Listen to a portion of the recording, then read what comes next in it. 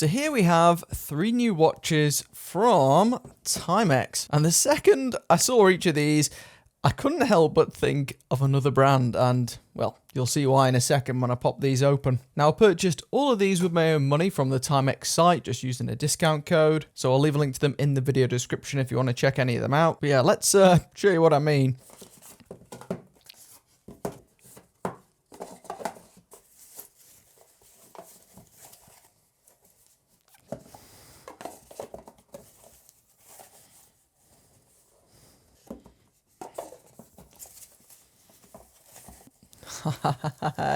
So I'm not gonna lie, I bought all of these 3 because, I mean, come on, what do some of these remind you of straight away? Now we've got an integrated bracelet sports watch, an integrated bracelet digital watch, and I've seen some people online already saying that the one on the left here is Timex's sort of Casio equivalent, but I mean, to me, there's only one thing that comes to mind here, and that is Tissot. I mean, surely these are Tissot inspired, at least to some degree. You know, you've got this integrated bracelet sports watch with, you know, pretty safe design there. And then you've got this digital, and this is, what's this one called? Q80. And it looks a lot like the recent PRX digital, which got a lot of flack. And to be totally upfront, you know, that's the reason I bought these. I'm sure there are going to be loads of people online calling these PRX killers, or in this case a Casio killer as well. But I've got to say, you know, I'm actually very impressed with both of these on first impression.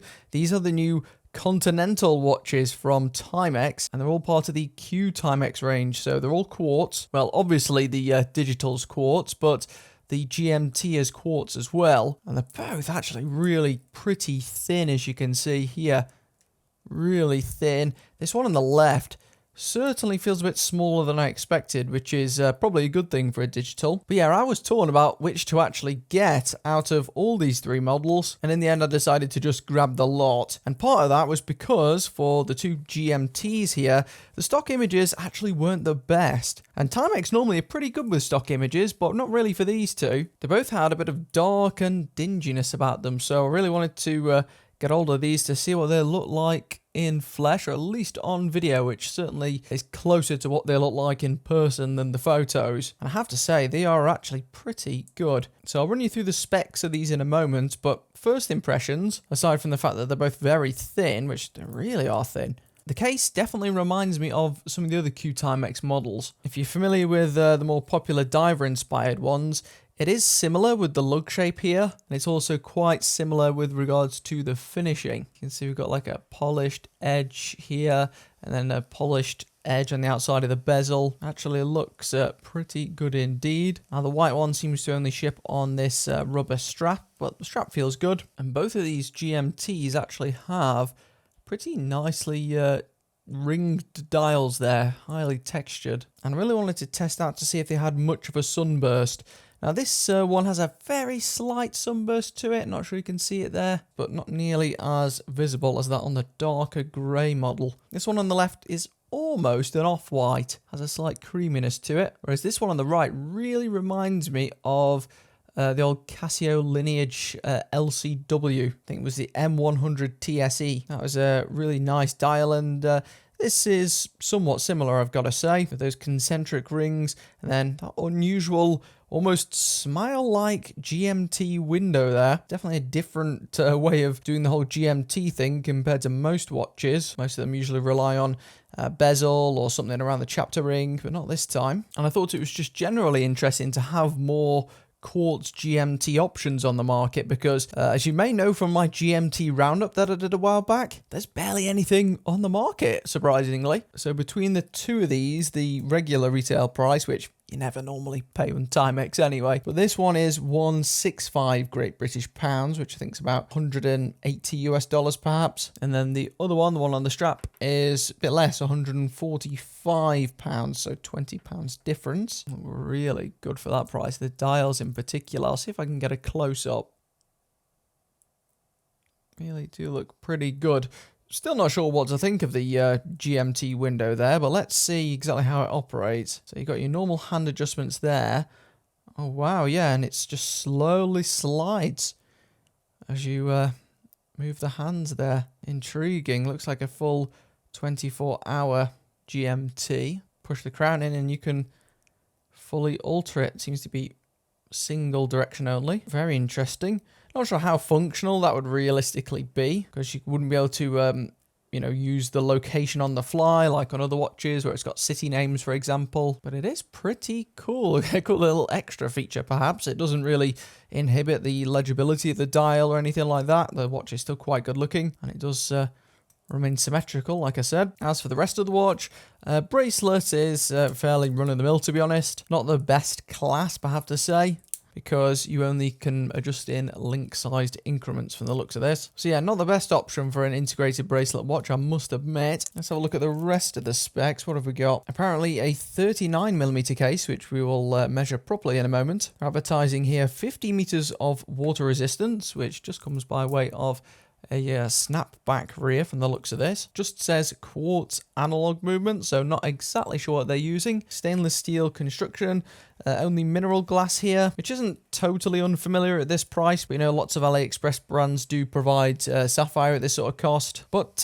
basically none of those are GMTs, at least not quartz GMTs. And also one thing I've found, if you've watched a few of my videos so far, you'll see that loads of the lower cost sapphire crystal watches, they are indeed sapphire as we've tested, but they just seem to have a ton of cloudiness to them. A large number of them are not illegible, but they certainly have it as a fairly substantial downside. It does impact the legibility and clarity of the dial, which is an issue that you just don't find with mineral glass for the most part, which is, I guess, what's used in Windows, but even so, won't be the most scratch resistant at all. And apparently it's got some enhanced visibility in the dark due to luminescent hands.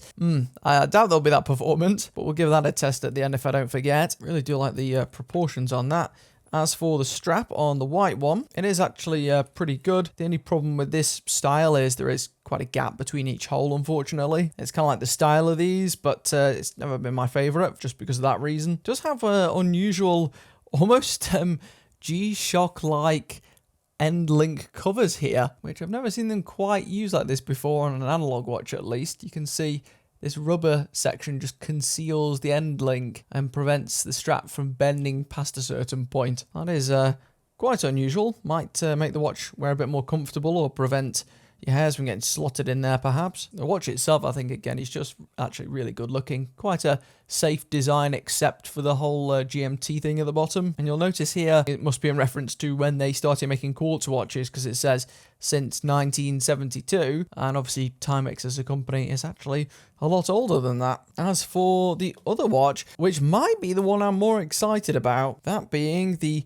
Q80 Continental. And it looks like with this one, they must have taken some inspiration from the Continent. Definitely looks a lot like the PRX Digital, but this one's a fraction of the price of that. This one's only 120 quid, which for a stainless steel case digital is actually pretty competitive with Casio, and dare I say it, I think this is certainly a bit more tempting than some of the Casio digitals of late, at least the steel ones. The Casiotron itself, I mean, I was tempted by it, but then I saw the price, I saw the thickness too, and I don't know, I was immediately put off. This looks pretty stylish, a bit like a nicer version of the Casio A1000 perhaps, and it's got much nicer finishing than most of the Casio models, nice and precise, very thin again here. We will have a look at the calipers in a moment, and this one also has Indiglo apparently, which, yeah, we'll give that a test in the dark in a minute. It does have Indiglo. Again, same sort of specs here, 50 meters, mineral glass. Wish it was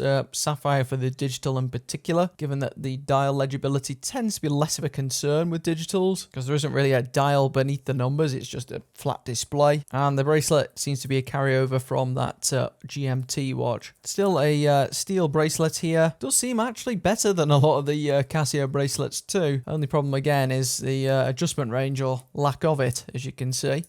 So yeah, definitely need to improve that. But overall, it looks interesting. Let's just see what functions we get here, because again, it just says Quartz Digital watch movement. We have typical time. That looks like alarms at the top center. This looks like a stopwatch. Pushes feel really good. We can reset that. Lovely. and then just back. So it's just the standard functions here. You can press stop start. Yeah, I'm quite intrigued by this one, especially if you can get it at a reduced rate, because that's the thing with Timex. They just tend to be one of these companies that use sales just purely as the selling strategy in a way. So I would always try not to pay full price if you can help it with them. You can almost always get some sort of discount if you just wait a little bit, not even a long time. So chances are you can probably get this for under 100. At which point, very, very tempting. Yeah, so the site actually hasn't been updated properly. It says here, a discrete GMT disc display at 6 o'clock can be set to track a second time zone. Well, that isn't a thing on a digital watch, is it? Feels significantly better than, was it the T80? I'd definitely take the Q80 over it. The T80 felt much cheaper, but let's get the sizes. Across the width on the digital, it is exactly 39mm, which is quite surprising. Actually looks maybe a tiny bit smaller than that. Maybe because of the lug to lug. What have we got here? 44.7 approximately. Bit of an unusual shape, the lugs there. Thickness without the sticker. Yeah, just over 9mm. And the lug width here, well, I mean, technically, I think it's about 12. Yeah, 12mm if you did want to change it for a custom option. As for the GMTs, 38.9mm across on this one. Lug to lug, 45 on the dot. And a thickness of 8.8. So they are actually slightly different in terms of size from one another. I mean, if the backlight's good on this, then, I mean, this could be a Casio Tron killer and a PRX digital killer at the same time. On first impressions, at least, I think this could be the best Timex digital they've made, at least in the modern era. Comes in a couple of different colours, this one. I was quite tempted by the gold, actually. So, you know what it's like with gold-plated watches. Sometimes they can look a bit cheap. I think this looks pretty good overall. And it's funny, you know, I never thought that the Tissot PRX Digital was actually that bad looking. It was maybe a little bit boring, but I thought it was quite stylish. I think the price point was the main bugbear for a lot of people, whereas this really doesn't have that as a problem, I wouldn't say. Much higher quality than the cheap plastic Casios. It's not even close. I have to say, out of the more affordable brands, Timex is one of, if not the best, at making their affordable watches look the most expensive they can. Yeah, they've had a string of these now, and I have to say this is another one. Certainly doesn't look like a 130 quid watch, especially not with that textured dial. And again, just really nice and thin. Always appreciate that with the Quartz watches. You know, if you can make it thin, why not, I say. Between this one and that darker braceleted one, really not sure which one I prefer. Perhaps this one, because it's actually pretty tricky to find good-looking white dial watches that are affordable, because a lot of them inadvertently end up looking cheap, but I don't think that's the case with this one. The case finishing is actually pretty good too. I got lucky with the strap sizing as well, do just about fit into this one. My wrist is 6¼ inches, by the way, so really quite small, and even I could maybe get away with this actually. 39mm.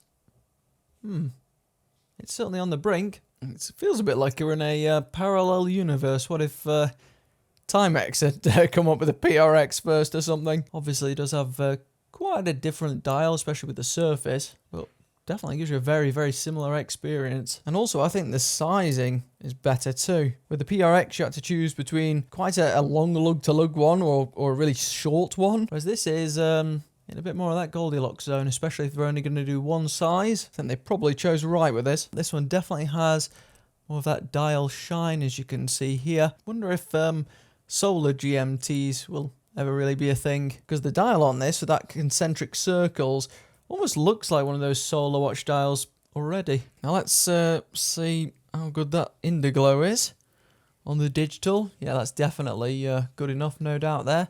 And it seems to be one that just lasts as long as you're compressing the button, which is good. A darn sight better than a lot of the Casio models. I'd say it's actually about on par with the Illuminator ones, but I haven't got so much hope for the two analog ones here. Let's see what they got in store for us. Give them an old blast with the UV torch. As it said on the site, it looks like they've just got lume on the hands, so I'm not expecting great things here. Timex has never been one of the best performers in this category. And one day, when hopefully we've got the space for it, I'll put together some sort of dedicated low light setup just to get more consistent results. But yeah, this just performs just like loads of the other Timex watches. It technically has lume, it lasts a little bit, but it's certainly not a strength of the brand by any means. So yeah, that's your first look at the new Continental range, recently dropped by Timex. And if you're new here and want to stay up to date with the latest affordable watch releases, definitely go subscribe to our newsletter, which is linked in the video description. And all these are affiliate link below if you want to check them out. All these look pretty snazzy, I've got to say.